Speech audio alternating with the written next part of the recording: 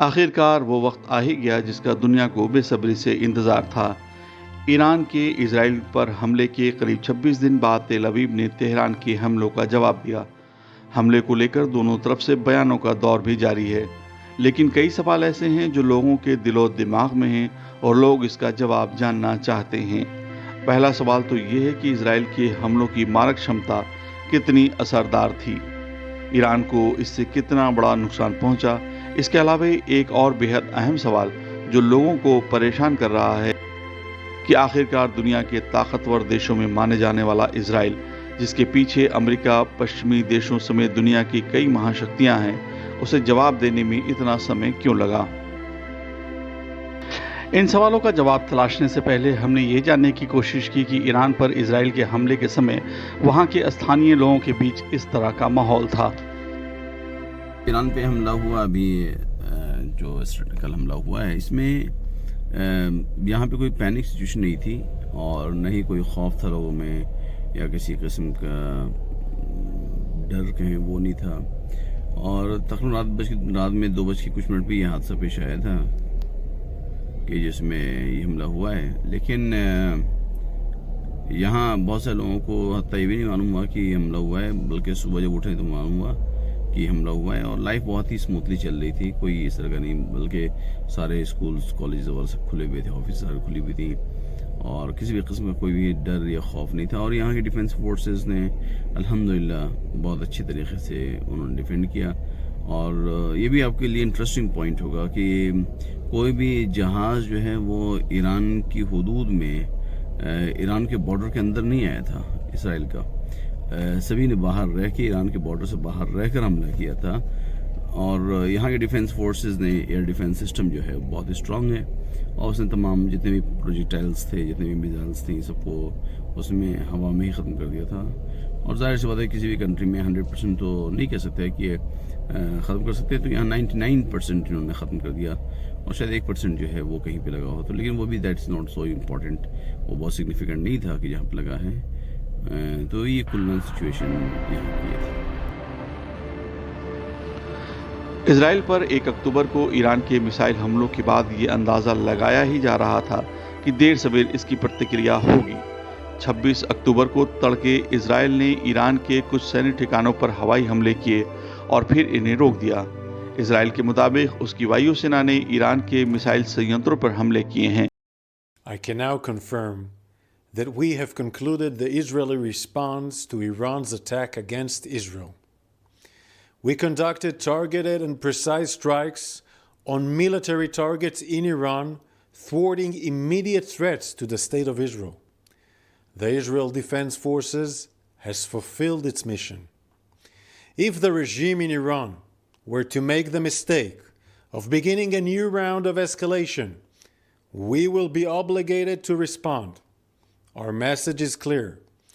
All those who threaten the state of Israel and seek to drag the region into wider escalation will pay a heavy price.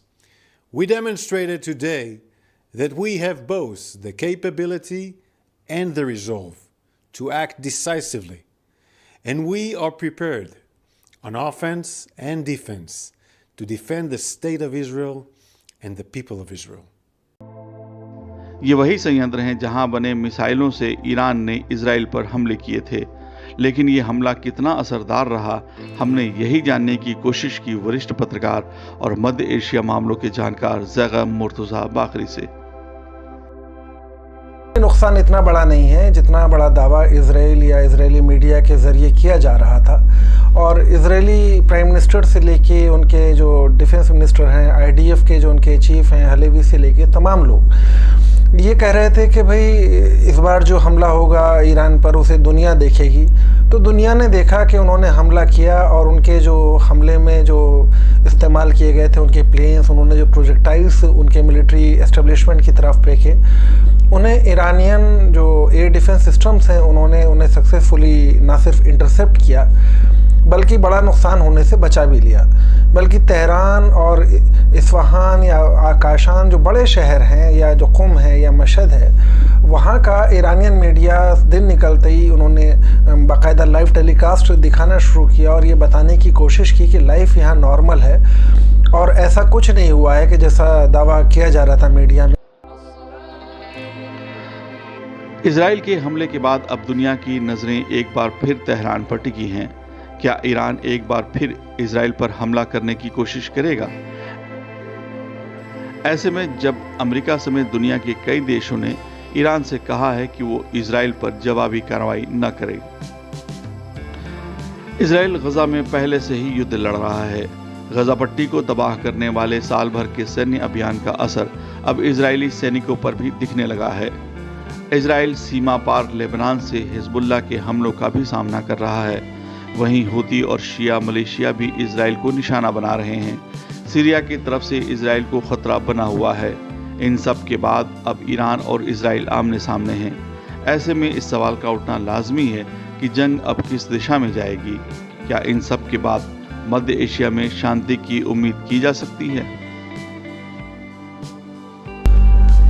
जैसा इन दोनों मुल्कों की जो hostilities की तारीख रही है, पहले कोवर्ट ऑपरेशंस होते थे, एक दूसरे के लोगों को टारगेट किया जाता था, या दोनों के जो डिफेंस एस्टेब्लिशमेंट हैं या न्यूक्लियर एस्टेब्लिशमेंट्स हैं, और हैकिंग के ज़रिए और बाकायदा उनका डेटा चोरी के ज़रिए और साइबर अटैक्स करके, तो ये मान के चलिए कि ईरान इस हमले के बाद भी खामोश बैठेगा या बदला नहीं लेगा या हिसाब किताब बराबर करने की कोशिश नहीं करेगा, तो ये थोड़ा जल्दबाजी होगी। ये हो सकता है कि अभी अमेरिकन प्रेसिडेंट का इलेक्शन अभी ड्यू है, तो 4 या 5 तारीख तक ईरानी इस मामले में कोई कार्रवाई ना करें, हो सकता है उससे पहले कर भी दें। तो ये तो तय है कि ये कुछ ना कुछ तो इसमें, क्योंकि लड़ाई अभी ख़त्म नहीं हुई है, और ये लड़ाई तब तक ख़त्म नहीं होगी जब तक फ़िलिस्तीन का या लेबनान का जो इशू है, जो गोलान हाइट्स पे जो एक इलीगल कब्ज़ा मानते हैं, या सीरिया के जो लैंड्स हैं उसे इजराइल ने कब्ज़ा रखा है, और ख़ुद फ़िलिस्तीन का जो एक फ्रीडम का जो एक मूवमेंट है, वो जब तक सेटल नहीं होता है या जब तक उसका फ़ैसला नहीं हो जाता है, तो हमें नहीं लगता कि ये लड़ाई ख़त्म होने वाली। हो सकता है कि ये डिले हो जाए या कुछ दिन के लिए पेंडेंसी या युद्ध विराम का एक ऐलान कर दें वक्ती तौर पर, और लेकिन रिकन्सिलेशन और रीऑर्गेनाइज होने के बाद फ़ौजें फिर आमने सामने फिर दिखाई देंगी, और ये कन्फ्लिक्ट एटर्नल है जब तक फ़िलिस्तीन और ये जो उनके जो लैंड मासेस हैं पड़ोसी कंट्रीज़ के, उनके कब्ज़े से इसराइल के खाली नहीं हो जाते। तो मुझे नहीं लगता कि इनमें कोई कंट्री कंप्रोमाइज़ करने के मूड में है इस बार, और किसी भी हद तक उनके लॉसेस हों, लॉसेस की कोई लिमिट का कोई उन्होंने कोई तय नहीं किया है। बड़े लीडर्स उनके शहीद हुए हैं या उनके जो एस्टेब्लिशमेंट हैं उन्हें बड़ा नुकसान हुआ है, लेकिन उस नुकसान की जो भरपाई है, उन्हें लगता है कि एक बार आज़ाद फ़िलिस्तीन बन जाए या ये मसला सेटल हो जाए तो फिर कोई नुकसान बड़ा नहीं है। पिछले साल 7 अक्टूबर के हमले के बाद इजराइल ने हमास के खिलाफ बड़े पैमाने पर सैन्य हमला किया। इसकी शुरुआत हवाई हमलों से हुई और उसके बाद ज़मीनी आक्रमण हुआ। तब से दोनों पक्षों के बीच युद्ध जारी है। इस युद्ध में हज़ारों फ़िलिस्तीनियों की जहां मौत हो चुकी है, वहीं इजराइल आर्थिक रूप से कमज़ोर पड़ता जा रहा है।